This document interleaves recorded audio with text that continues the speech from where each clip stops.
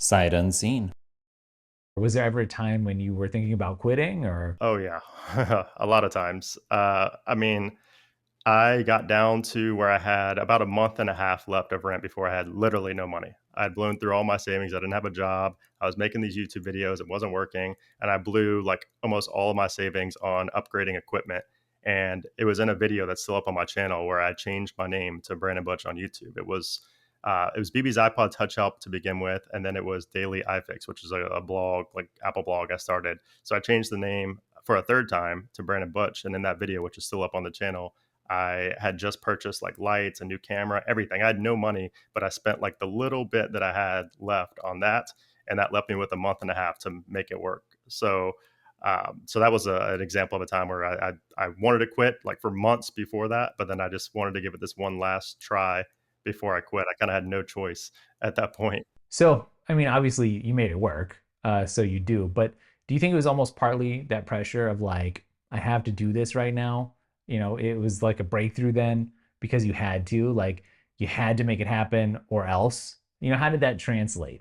How do you translate from being in survival mode to the next paycheck? How did you make that happen? Yeah. Well, the funny thing is, like my family and my family, especially my dad, like never knew that I was struggling. Like I would always tell them I was doing fine. I was fine. I don't need help. Like anything like that. And had a really like cheap rent, like condo. Like it was a family friend. Like it wasn't even an expensive place.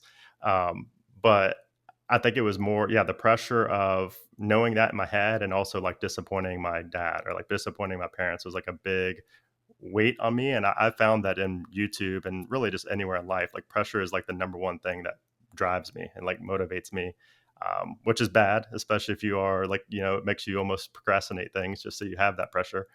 But but yeah, I think that pressure played a massive role. I knew I had to work, otherwise it was just going to be a pipe dream for the rest of my life. Hey, it's Chris. I'm the host here at Sight Unseen, and if you're new, I'm super glad you found us. We're all about mapping creative, effective, productive, successful minds, just giving you access to extraordinary people with their insights and stories that you just would never encounter normally.